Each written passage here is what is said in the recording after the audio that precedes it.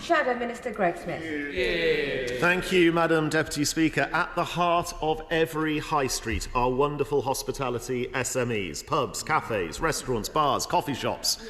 Yet the 2024 budget was a hammer blow to hospitality.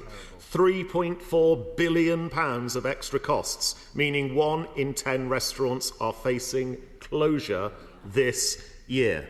Indeed, Labour's budget has already cost hospitality 69,000 jobs. For context, in the same period the previous year, hospitality created 18,000 new jobs. So can the Minister assure this House that businesses which are hanging by a thread are not going to face a hard landing this winter? Well, the honourable gentleman is one of those members of his front bench who've yet to tell us how, if they don't like the increase in national insurance contributions, how they would pay for the extra investment in hospitals, in schools, or in our police force going forward. So I do gently say the difficult decisions that the Chancellor of the Exchequer had to take in the budget last year were a direct result of the £22 billion black hole left to us by the party opposite. Our strategy will set out further measures that we will take to get the back of British entrepreneurs. Shadow Minister Greg Smith.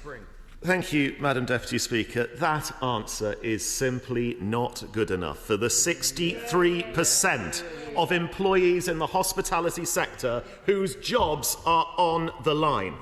And yet now, the government, we read in the press, appears set on forcing restaurateurs to monitor customers' calorie consumption.